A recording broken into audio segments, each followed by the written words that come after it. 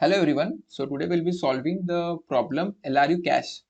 So this is a very important problem from the interview's point of view. So this is the least recently used cache.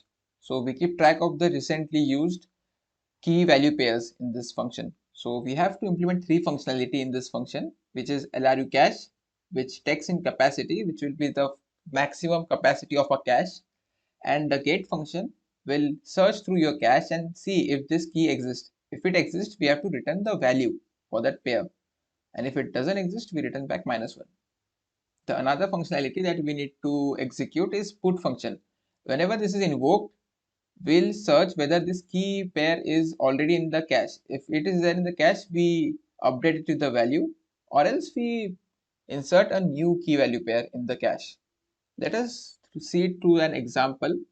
So as we can see here, we have an LRU cache with maximum capacity as 2 invoked. So when the put function is invoked, we'll check the cache is empty. So empty is less than 2 obviously. So we put this inside the cache. So the cache will be 1, 1. This is the key value pair. And this will be the most recently used one. So whenever we invoke 2, 2, the 2, 2 will be the most recently used one. And the capacity is full at this point. So whenever we invoke the get1 function, so the 1 which is key value pair will return the value which is 1, and at this very moment we update 1, 1 as our recently used guy. So whenever 3, 3 is invoked, as the capacity is full, the 2, 2 will be deleted, not the 1, 1, because 1, 1 became the recently used at this point. And this is how the LRU cache has to be executed. So a very naive approach to do this will be using the queue data structure. With queue, you will push the operation wherever there is put function, and whenever the capacity is full, you remove from the queue, and get function will update it. But the problem with this queue is the complexity will be O of n for get function, which we don't want. So we want something in O of n complexity, O of 1, sorry. So a very perfect way to do this is with the help of doubly linked list and Hashmap. So what we do is we maintain a head and a tail, and we have our Hashmap design. So whenever we encounter 1, 1, what we do is we put this value right in front of our head, which is 1, 1.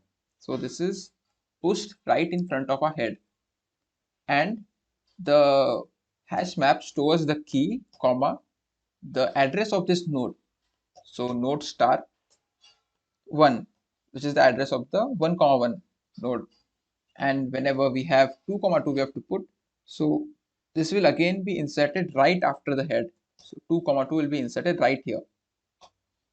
This is how our function executes, and in the hash map we'll have one more value, which is 2, node star address of 2. After this point, as we are invoking get function, so we'll move back here and we'll see where the value is. So as 1, 1 is invoked, we return back 1 because the value is 1 here. And after this point, we have to delete this value from here, and it will go right in next to the head, right? So this is how the function has to be executed, and whenever the 3, 3 is invoked, we know that the 2, 2 was the least recently used guy. So we delete it and we insert it right after the head pointer. And one more important thing is we need to delete it from the hash map as well.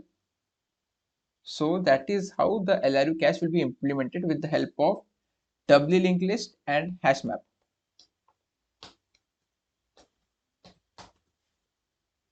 So let us try to run our code for the same.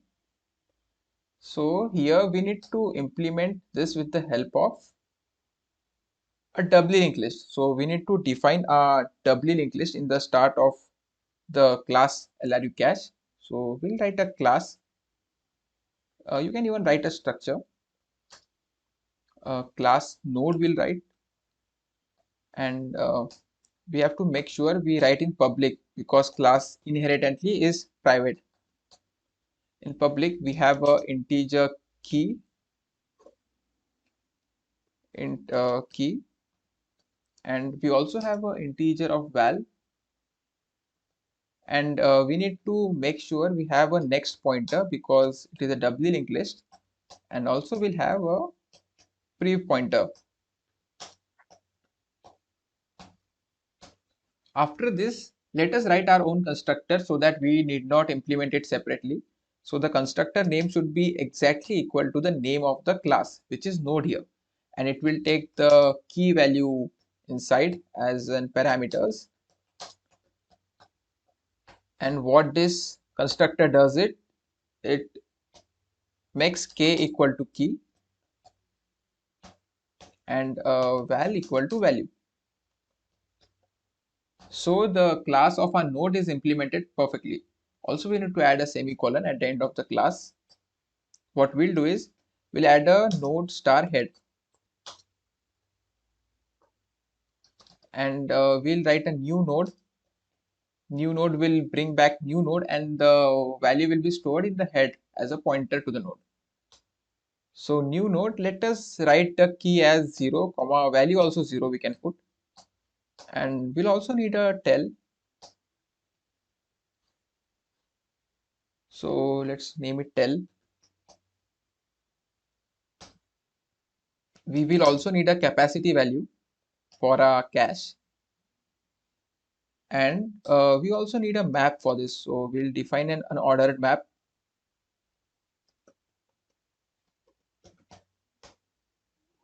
So the map, the first value will be int and the second will be node star, and let's name it as m. So our map is ready. So we need to first write this LRU cache function. So here we are given capacity as a parameter. So let us equate it with our cap function. Cap equal to capacity. And after that, what we do is, since we have this head, let us point it towards the tell. Head dot next equal to tell. And after that, we need to point the previous of this tell to the head. So tell dot prev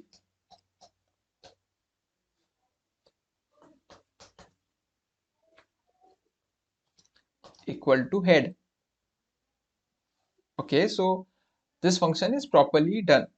So next function we have to implement is the get function. So we are given a key pair here. So the first thing that we need to do is we need to check in our map whether the key exists. So if m dot find key is not equal to m dot end. So if it's equal to m dot end, that means the key does not exist in our cache. But we are writing the case when it exists in the cache. So in this case, what we do is we define a node star temp. It's a temporary node we are writing, and we'll initiate the value to m of key. So in the map, since the second element, the value is the address of the node. So we'll store it here. And what we need is we need to return back the value at this node. So we'll write int answer, which we need to return back, equal to temp dot val, because the name is val for our node.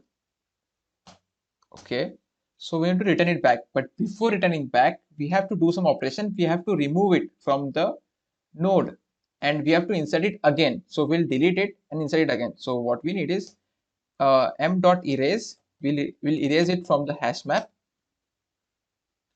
and we need to erase the key function like inside the hash map. And after this we also need to delete the node. And what node are we deleting? We are deleting this temporary node, which is exactly the value in the cache. And after deleting, what we do is we add this node again. So add node, which will be added right after the head. So deleting and adding right after the head is what we do while we update it. Add node, and what we add is this node back again. And the next thing that we need to do is we need to insert this again into the hash map. So the hash map will be inserted in this way: m of key equal to head dot next, because it is added right after the head, so the address will be the next of the head. Okay, so this is implemented properly. So let us also imagine if the value is not inside the hash map, which means that m.find will be equal to m.end. In that case, we need to return back -1 as given in the problem statement. So we directly return -1. Now you must be noticing that I have directly written the delete node function and add node function. We'll implement it soon, but let us first complete the implementation of our main functions. So in this, we need to put this key value pair. So the first thing that we need to check is whether this key exists in our cache or not. So if m.find key is not equal to m.end,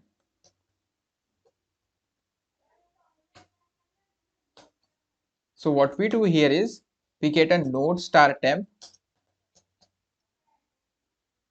equal to m of key,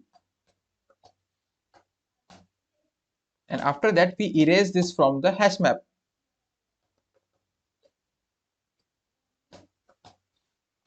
We erase it because we are updating the value, so we'll add a new node and we'll update it with the value in the hash map later on. Okay, so after this point we also delete it from the doubly linked list. The name of function is delete node. Okay, delete node of temp. Okay, that makes sense. Yeah, this is completed. So the next condition is if the cache is full. So the size of the hash map, say if it's equal to capacity, the maximum capacity, in that case we know that the hash map is full. We need to delete the least recently used one and insert back a new key value pair. So in this case, what we do is we erase it from the hash map. So what we'll erase, that we need to think at this point. So we'll erase the last element in the hash map. So what will that be? That will be the previous of the tail, right? Because that is the least recently used. So what we do here is tail dot prev dot key. So this will give us the key of the last element in the cache. And we also need to delete it. It is very important to delete that node. And how do we delete it? That is just the tail.prev. This is the node that we are deleting, tail.prev. Okay. After this, all these operations are done. We just insert our key value pair inside the cache. How do we insert it? Say we write a new function which is insert. Have we written such function before? Sorry, add node. Yeah, it is the add node function that we have already written the name. So add node of. So what will we be adding? So we'll make a new node, and it is a constructor which we already defined in our class. So it will take key comma value. Okay, the name is value here. Okay, so this is added. So after adding it into our doubly linked list, we also need to add it to our hash map. So what we'll do is m of key is equal to head dot next. Now why is it head dot next? Because whenever we add a new element in a cache, we always add it to the first index, which is next to the head. Since our linked list is in this way that we already defined. So that is how the functions are implemented. But we are not done here. We have to implement these two functions, delete node and add node. So let us define those functions. Okay, so let us first write the delete function first. So it will not return anything. The name is delete node. Okay, And what does it takes? It takes inside the node star. Let us name is at limit as temp. So while deleting, we have to make sure that the last element is, suppose we have to delete 1 comma 1. How do we delete it? We make 3 comma 3 point next to the tail, and tail's pre will point to 3 comma 3, and this link will be broken. So it's very simple. We need to write a node star forward, means the next after this temp, forward equal to temp dot next. Okay, and we'll have a backward node which will be temp dot prev. So node star backward equal to temp dot prev. Okay, after this point, the backward will point towards the forward, and forward's prev will back towards backward. So backward dot next equal to forward, and forward dot prev will be equal to backward. Okay, so delete node function is implemented. Again, we need to implement the insert function. What was the name of our function? It was add node. So it will not return anything. So void of add node, and it will take inside the node star temp. It is just the name of our node. And in this point, we need to make sure we're adding in right after the head. So say we have to add 2 comma 2 here. So we have to add 2 comma 2. So how will we do that? So the heads next is already pointing at 3 comma 3. We need to make it point to 2 comma 2, and 2 comma 2's next will point to 3 comma 3, and like vice versa. Two is we define a node star say forward, which will be equal to head dot next. Okay, so the temp, which is our new node that is to be inserted, temp dot next will be exactly equal to forward, because that will be pointing to that. And temp dot prev will be equal to head. So these links are maintained. So head dot next equal to temp, and the forward functions prev should point towards the temp. So f dot prev equal to temp. So everything's working, I guess, at this point. So this is the LRU cache function we have implemented.